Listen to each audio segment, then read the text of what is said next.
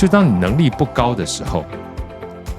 降低欲望，谁说了算？自己说了算。是你怎么想的，我就怎么做，叫做欲望你说了算。但如果回过头来，你欲望很高，提升能力也是你自己想的，你自己愿意的，你自己说了算。那如果用原来前面的公式，自由等于能力减到欲望的话，能力你说了算，欲望你说了算，那自由谁说了算？自己说了算。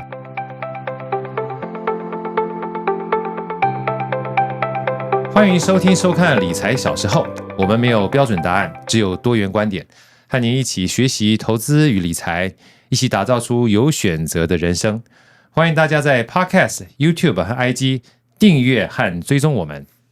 今天很特别的一期啊，除了我之外，还有我们节目的主持人曾有志。我们今天当然是一起来访问今天的特别来宾好哥好序列。那当然，我先简单介绍一下。那好哥是我跟曾有志在大学时参加经济商管学生会 ISEC 的创社学长、大学长。好，那今天呢，很开心哦，能够再跟好哥今天能够在此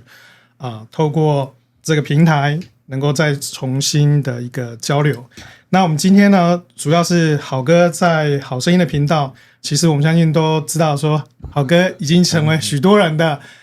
人生导师。虽然这个人生导师有点沉重哈，那压力可能也有点大。那等一下也会想说听好哥哈，因为他里面有讲到一些他面对焦虑的时候，他如何去处理的。好，那最近呢，他跟这个哇塞心理学的蔡宇哲蔡博士共同出版的这个财富自由心理学这本书。好，那我们那个理财小时候频道近期也有很多的来宾，还有我们自己在理财读书会有都讨论到所有的投资理财到最后其实追求的部分很大一部分都是跟心理因素有关。所以在这个主题上面呢，如果没有去面对跟克服的话，我们学了再多技术跟技巧，其实也都很难达到我们的目的。好，那今天呢，一开始我们想说请这个我们有志主持人来开破题，先问第一题，因为他在针对这本书他有一些观点跟想法。请有志。好，我觉得这本书很特别。我刚刚访问起来特别问好哥说，这是你第一次跟别人一起写书吗？是那我就想说问一下说这个书的缘起是什么，就是为什么会有这本书，然后这本书是怎么写，因为里面的内容很多那种对白，我就想说格式也蛮特别的，那就是请好哥就介绍一下，就是当初是怎么跟蔡博士一起写这本书，然后为什么想写这本书这样子。好啊，其实这本书是好哥大概在2024年的时候出《致富觉察》那《致富觉察》那时候也有来理财小时跟大家聊得很开心。然后这出完书之后呢，因为跟蔡博士我们本来就认识嘛，他就邀请我上他的哇塞心理学。然后那集聊完之后，我们私底下他就给我一个对话，他说：“好哥，听你讲这个致富觉察，我发觉你很多在讲财商的观念里面好像跟心理学都脱不了干系我说本来就是这样子嘛，我说你看股市起起伏伏的，根本就往心跳，对不对？所以说本质上这个财商这个商不管情商也好，财商也好大概都跟心理跑不掉太大关系。他说那既然这样子的话，我们好像只聊一集有点可惜，我们要不要干脆我们聊哇塞心理学跟这个好声音就联袂就是加一个系列，也不要说几集了就是把这个财商跟心理的话题我们自己列个几个题目或者是我们今天访问完毕之后，问一下我们这个听众，他们有没有一些在做决策的时候，明明想要做，但心里面想做，但动作上面就跟不上或者是动作跟上，心里面觉得很焦虑的这种情况我说好啊，我说那要不要给这个系列一个标题他说行，大家都想要财富自由嘛，对不对他说财商的话就有一个比较耸动的目标叫财富自由，那后面就有个心理学，所以财富自由心理学的系列是这样出来的。后来我们就这样子，每一次他访问我访问他的时候，差不多1个小时，然后变成2集，放在我们2个的 podcast 上面之后，就发现流量都很好就是代表说大家很多有的时候想要学财商，但是不知道自己为什么想要做但做不到或者做的过程当中有焦虑，其实都跟心理素质有关系所以听着听着之后呢，越来越多的问题，越来越多的这个回馈就让我们两个发现这个系列好像不错要不要干脆就把它变成一个比较有架构的这种主题。所以那个时候当我们说有架构主题的时候，那宇哲老师刚好跟这天下文化有一个书约，你知道他说那这样的话，好哥，我们要不要干脆就把这个标题变成这个书啊？我说一鱼两吃，我说不能说我们说喜欢就喜欢，你要看人家出版社愿不愿意啊。我们自己嘛很开心，人家不喜欢怎么办？后来就请天下文化过来跟我们这个聊天的过程当中，先在旁边听我们这个聊一次啊。然后我记得那时候他们一听完之后说，哎，不错啊，因为一方面呢是我们俩在对谈的过程当中可以把这个财商跟心理学呢透过很接地气的方式说故事说概念嘛，因为我们通常都很多个案嘛让这个听的人很了解。二方面呢，其实每一个人呢大概都知道，现在目前在我们讲说出版界的主流里面，刚刚好跟心灵相关的跟财务相关的都还蛮炙手可热的，他们觉得这个应该还可以有市场，我们一听是开心的，对不对？我们觉得可以，他也觉得可以就行啊。所以后来呢，我们就持续不断的，除了把这个系列呢定下来往前走之外，你不能出书还是用散文的形式嘛？我们想要定一个架构所以定架构的时候，我们那时候跟这个宇哲老师呢就定了3关因为大家也知道，我之前的话都讲说3数法则3个比较容易记得住。那从财富的这个角色来看的话，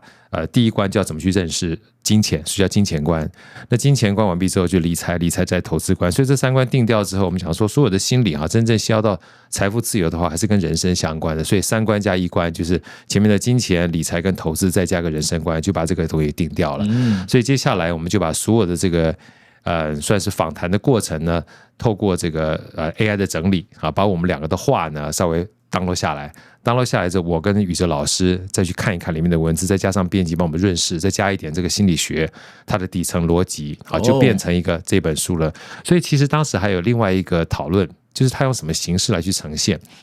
我们就突然想到这个被讨厌的勇气它是一个对话的形式嘛，所以彼此这样对话呢，就比较让人觉得那个场景不是想要教你什么而是一种交流所以很多人后来在看这本书的时候，因为还是有一些我们这个算是好声音跟 Podcast 的听众啦，就觉得这本书有点像是看的 Podcast，就看着看就像我们在对话一样。那我们也很开心，因为本来我们的想法就是让大家在读这本书的时候，能够像听的一样很自然而然的话，就能够吸收我们想要带给大家的一些交流的观念和一些底层逻辑。那我觉得书中有个切角很有趣，就是他讲的是财务自由是一种和心理相关密切的过程历程，这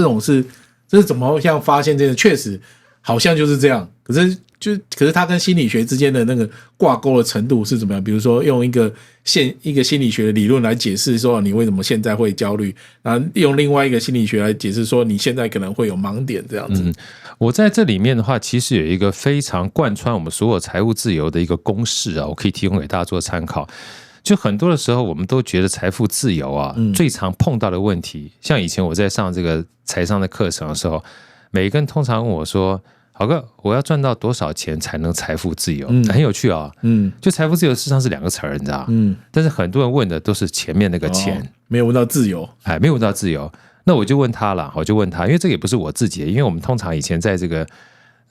念研究所的时候，我们老师就说，其实当我们在追求财富的过程当中，不要忘掉财富的本质它是一个工具跟手段真正的目的是要用财富去交换我们想要交换的东西不管时间也好了，不管幸福也好了所以某种程度上，财富是拿来交换的。交换什么呢？在财富自由这4个字里面，某种程度上是自由所以很多人在问我这个问题的时候，我就问他说，那你有没有看过那种很有钱的人你也觉得他不是很自由的？很多人一听完这个问题就懵了，好像有，对不对？对，甚至还被很多就是很有钱的人，不管说是他跟关系之间、家人关系之间，或朋友关系之间，或伙伴关系之间闹得不可开交的。然后他明明很有钱甚至你如果没有钱的话，还没有人在乎你；你很有钱的话，就很多人在乎你，对不对？反而这个被人家觊觎的感觉更不好，这个焦虑都来了。我说那就对了，更不要遑论说，你今天就算赚到1亿的话如果不小心你的老婆她1个月可以花到1000万那1亿嘛，10个月就花完了，对不对？所以你要留得住钱，赚得到钱还留得住钱。而真正的关键呢，从来不仅仅是财富而已所以核心是自由。所以那时候我记得我非常喜欢的一个作者他叫古典老师，他写了一本书叫《拆掉思维的墙》。我在前面致富觉察的时候我也曾经提到过所以后来呢，有非常多财富自由的定义，我就特别喜欢这个定义，我就把它放到书里面。他说，真正财富自由的本质不是财富，而是自由因为每一个人呢，如果都把关注点放在财富上面的话，你会陷入个盲区，就好像一定要有钱才能自由。但是就像宇哲老师他这个心理学上面啊，有个非常重要的关键叫做积极心理学或正向心理学。它有2句话呢，其实源自于不是只有心理学而已，包含有另外一本书也非常重要的，我们大家都理解的书，叫做《与诚有约》，叫《高效人士的7个习惯》。史蒂芬·科维曾经说，影响我们情绪跟认知的，从来不是事件本身，而是我们对事件的看法。所以事实跟观点是2件事情。财富它本身是事实，但是自由呢，它是一种观点。观点就来了，观点是你怎么想，你怎么想是心理啊。所以回过头来，我们就给这个自由一个公式就自由等于能力减掉欲望。什么意思？我举个例子好了，假设今天你能力不是很高，我们用赚钱来当成能力好了。你今天1个月只赚3万块钱，因为3万块钱现在要活真的不是很容易但是回过头来，你就把你的欲望降低，每个月呢尽量就是挖空心思能够节省就是花2万块钱。那你能力3万，欲望只花2万块钱你有余裕因为能力大于欲望嘛，你就感觉有点自由的这种味儿那当然，如果你说好哥不行啊，我这个欲望这么低的话嘛，不求进步怎么行啊？可以啊，你把你欲望提升嘛你从2万变成5万可以啊，我要让我自己过得好一点，这是很 OK 的。可是这个时候你能力跟不上的话怎么办？你要提升能力你要让自己在3万块钱的这样的收入之下呢，寻求其他的方式提升价值，把薪水增加如果你增加到6万了，那你能力是6万，花了5万，那你能力大于欲望，也有点余裕，也自由了。所以在这边它有一个非常重要的概念，什么概念呢？就当你能力不高的时候，降低欲望，谁说了算？自己说了算。是你怎么想的，我就怎么做，叫做欲望你说了算。但如果回过头来，你欲望很高，提升能力也是你自己想的，你自己愿意的，你自己说了算。那如果用原来前面的公式，自由等于能力减掉欲望的话，能力你说了算，欲望你说了算，那自由谁说了算？自己说了算。了解。你知道这里面有一个非常大，对于我很大的一个启发，就是在这种情况之下，你就不用去跟别人比较。为什么？比不完。你永远比不完。是的。因为再有钱的人不要忘记还是有人比你更有钱的，对不对？但当你就算没有钱的时候，你知道能力跟欲望是你可以掌控的时候，其实你就自由了。为什么？因为在自由的本质上面我很喜欢宇哲老师说的一句话今天他没有来，我就带他说了，把他踢一个在旁边。对，他说真正的自由是让自己永远有选择的余地。这有没有发现跟史蒂芬·科维讲的一模一样？史蒂芬·科维高效人士的7个习惯的主动积极，其实让自己有选择权。当你让自己有选择权的时候，你就知道哪些是我想要，哪些是我决定不要。当我决定想要决定不要都掌握在自己手上的时候，其实财富的多寡它就不是问题了，而是回到自己身上怎么去看待提升能力跟降低欲望，让自己有余裕这件事情。那这样情况之下的话，你会发现你所有的主导权都在自己身上，你不会看在外在你会成为自己的主人，你知道吗？当你成为自己的主人的时候，你就比较不会慌。那在这里面又有另外一个大神级的，我这几年都常常会把他的话当成是我自己提醒我的智慧之语，就是纳瓦尔了。是纳瓦尔说，在超越自己这件事情上面，没人比得过你。这句话其实很重要，因为当你跟你自己比的时候，你永远有机会超越自己。但当你要跟别人比的时候，你不知道你是猴子，别人是老鹰，你去别人比飞嘛，就很累了，对不对？你不知道你是猴子，别人是鲤鱼，对不对？那你要跟别人比游，你就很累了。但你今天是猴子的话，你永远有机会知道猴子的技能在什么地方。所以在超越自己这件事情上面，没有人比得过你，因为能力跟欲望都掌握在自己手里面。所以如果是以这种定义来做自由的话，我们在学习心理学的过程当中，你就知道自己永远可以当自己的主人。不过比较现在真的很难放下。我看国龙准备一题，就是在整理这些访纲的时候，我有看到说好哥有分享过类似的经验。对就是说你好像有一年的话，有个短时间就暴瘦了22公斤，不是爆胖，然后爆胖对胖，然后后来我是刻意减肥减下来的。我是因为发炎的关系爆胖。大家印象中是因为好像你遇到一些所谓的人生低潮期，然后因为我知道好哥在追求卓越上面的确是非常好的榜样，但是我们现在很容易遇到说，到底在追求完美跟追求卓越这上面如何取得一个平衡？因为在完美主义上面都是自己在那边定义嘛，就像你刚刚讲很多比较这件事情，没错，永远有比你更厉害的人，有比你更优越的人，或比你更好的产品，但是在这过程中你就是疲于奔命，因为你永远追不上他们的脚步嘛。对，所以到底是如何取得一个平衡？因为我们都在追求卓越嘛。刚刚你有讲说要跟自己比，但是在过程中它有一个怎么讲？它有一个过程，我们如何慢慢的放下自己追求完美的一个抓取？说句老实话，这个东西你没有经历过，你还真的不知道。我所谓经历过，包含2个，就是你至少要看过，或者自己有感受到。所以我常讲说，我们这个人的一生啊，它都是2个很重要的过程，就是从不习惯到习惯，然后从习惯到不习惯。这叫做从习惯到不习惯啊，基本上是成长。因为我们讲说舒适圈嘛，其实不是用跳出，你是扩大的，因为你本来就会的，你就会了。但是从这个会到不会啊，从习惯到不习惯是成长。然后当你从不习惯呢，慢慢越来越熟练或练习之后，变成又习惯的时候，变成就了。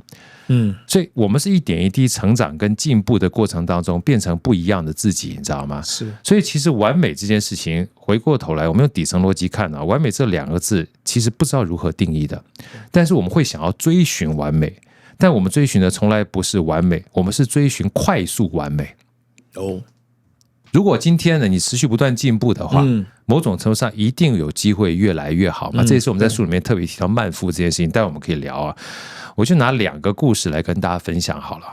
第一个是我那个时候在半导体的时候，也是国荣跟我一起在同一间公司的时候啊，我在前面2年在公司的绩效都非常非常好，就是那个组织里面第1名。然后第1名的时候，那就有一个很大的这个叫做好处也是坏处。好处就是自我感觉会变得非常良好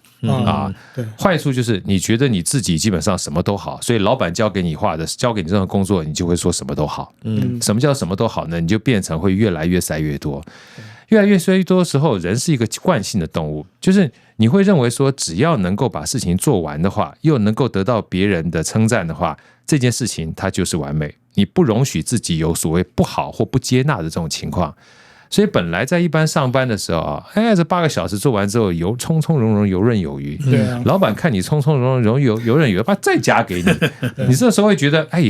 要完美这件事情，就是别人告诉我的，就得做，对不对？但你发现一件事情，我们产能是有限的，白天做完之后做不完了，就加班。真的，加班还能做完的时候怎么办？老板觉得，还是从从容，他根本搞不清楚是加班做的，再塞给你。一而再再而三的塞的时候，就会塞到我们睡眠时间了。人就是这样子，你一旦没有好好休息的话，就糟糕了。好好休息这4个字是蔡宇哲老师一本书，借这个机会帮他做一下打书啊。好好休息非常重要。所以我记得我开始熬夜的时候呢，这个出错率就增加了。出错率一增加之后，老板就你本来不是很厉害的，怎么现在目前常常会粗心啊？你这时候不会认为自己的产能过剩，你知道吗？就产能基本上已经爆棚了，你会觉得自己开始自责了。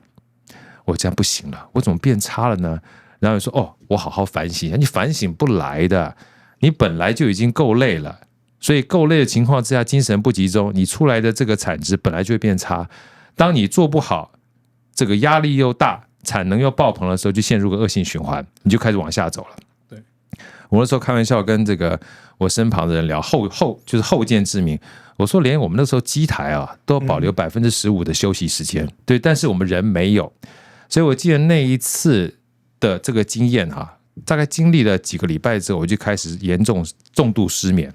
差不多每一天呢就是12点睡觉，差不多1、2点他就醒过来，就再也睡不着了。然后那个时候也是爆胖，我每一次只要心理障碍或者是身体不好都是爆胖。然后有一次经过我们公司的这个保健室的时候，那个护士小姐很有趣就看到我就说：“序列好久不见你看起来好像睡眠不足哦。”你看她很厉害啊，其实她后续告诉我，她已经觉得我心理有问题了已经有躁郁了。我说：“对啊。”她说：“你要不要跟我讲一下你现在目前睡眠什么情况？”我说：“每天大概只睡1个小时、2个小时。”她说：“我帮你找一下我们公司的咨商师来帮你解决睡眠的问题好吗？”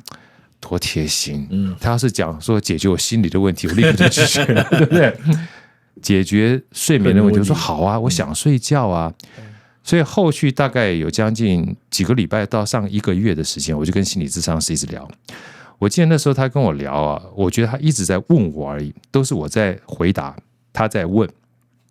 问到最后就把我刚才那段说出来。我发觉我是一点一滴的把自己的工作量塞爆了，然后又不敢说不，以至于到最后爆到我没有办法承受的时候，错误率增加，只会自责而没有自省，是不是我自己造成的后果？我只是为了追求那个永远看不到的完美，对，对。所以后来当我理解到这一段的时候，我就突然有一个答案。有一天我在跟他对话，跟咨商对话，我说这样看起来不行，我应该去跟老板讲一下，把我的工作量要分给别人啊，不要到时候做的过多但做不好，反而是个负向效果。然后那个咨商师说好啊，但我一跟他讲完之后，我就后悔了，我说可这样不行，我这样示弱我想如果示弱的话，老板不是觉得我很差的话，到时候绩效就变差了吗？我还是不要说好了。然后他就看着我说，好啊。他好随你的意这样子。我做决定，注意，这是我做决定。又回到心理学这件事情了，永远都是我做决定。是。后来当他再说完第2次好的时候，我说，可是如果真的有一天，我让我自己身体垮掉，爆棚了，身体都挂掉了，我连想要创造绩效的机会都没了，那不就是一场空了吗？不行，我还是要去跟老板讲。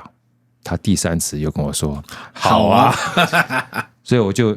硬着头皮去跟老板。你知道很有趣，我们通常都是心里吓自己，都自己吓自己。当我跟老板讲的时候，我老板多讶异，他说我不知道啊。对，所以他也不知道你加班做这些。他说我一直不知道你是这样绷着，我也不知道你去跟咨商师说这件事情，你早就该告诉我了。我觉得你轻轻松松的，所以我才塞很多东西给你。你一定要以后告诉我，不可以用太多加班的时间，因为我们是要休息的。他说如果你挂了我就糟了，这句话很重要啊。对，他说我们是一个团队，他说你挂了我也糟了，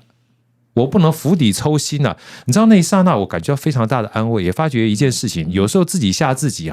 你反而造成真正不好的后果都是我们造成的。所以这是一个我第一次对于所谓自我认知完美反而让你会完蛋的一个体会。永远没有完美，留有余裕，又回到自由这件事情了，反而是让自己能够留得青山在，不怕没柴烧。然后另外一个非常重要的关键，这个完美呢，源自于比较。我讲一个不是我的故事，是我大概去年的时候访问一个算是金融界的投资女孩，非常厉害，30多岁。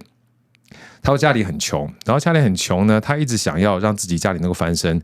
所以她想要考到一所好的学校的金融财经系，就没想到分数不到但他想要选校不选系，然后再去插班嘛，他就先在那个学校呢选了一个比较分数那么高的社会系然后一进去之后先念了1年多，他到第2年的时候才插班进去那个学校金融系。然后在那1年在社会系的过程当中，他参与了非常多相关的公益的活动去弱势团体看啦，做真的社会相关的作业啦。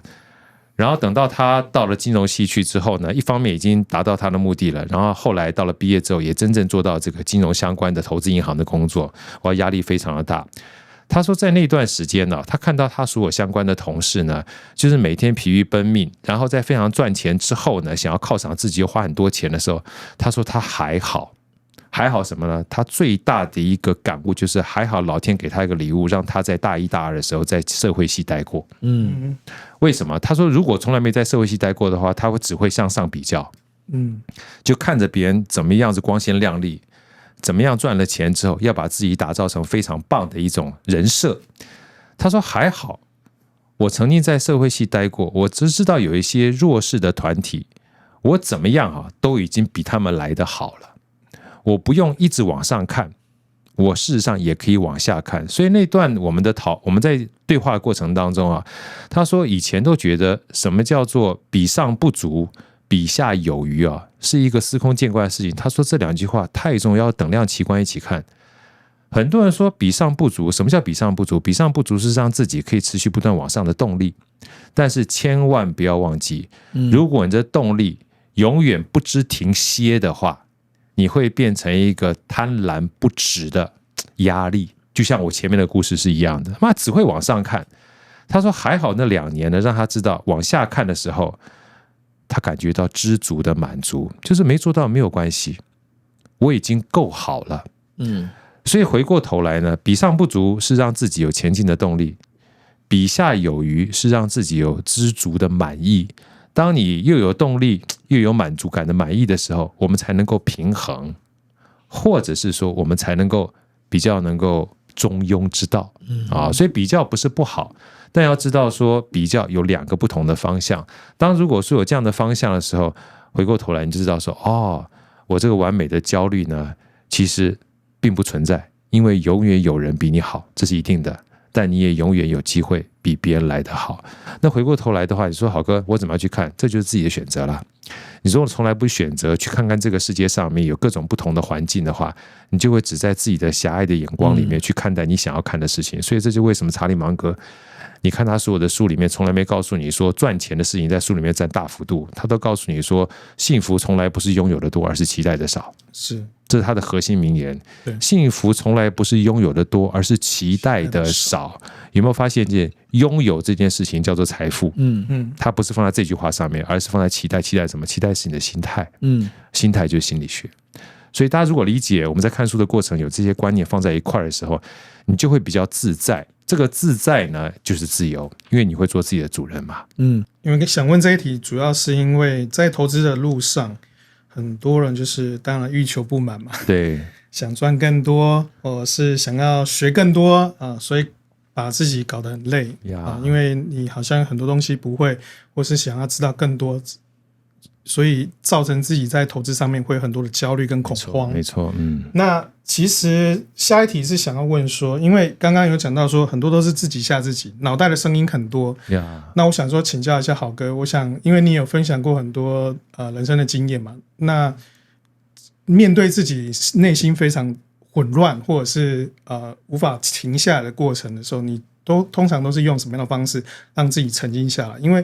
在金融投资上面真的杂音噪音太多了，那你如何让自己能够遵循自己内心的声音去行动？你知道最近刚好你可能也是年纪大的关系就看一些比较古老的经典我就发觉很多的时候呢，看书真的很有用，尤其是最近呢就重新看《论语》。以前我们都知道2句话，学而不思则罔，思而不学则殆嘛。你看像刚才国荣讲的，如果你今天一直在思考的时候，其实你思考不会让你进步的，因为你思考的东西都是你过去知道的东西，你思考的都是过去应有的框架你思考的都是从过去到现在累积。如果你想要突破的话，一定要让过去跟未来不一样。那不一样怎么办？不一样就多看嘛。所以为什么查理芒格说从来没有一个成功的人是不爱阅读的？因为阅读的本质是让自己有更多的看见之后，你才有选择权因为当你没有看见，你觉得我只能这样的话，哇，那坦白讲，你就只能这样了。所以为什么有2句话，我那时候听，不管是樊登也好，或者是这个我非常喜欢的一个作者，他叫做舒马赫他在他的这个解惑里面特别说到，他说悲观的人永远正确，乐观的人永远前行。核心概念就是悲观的人永远说我只能这样，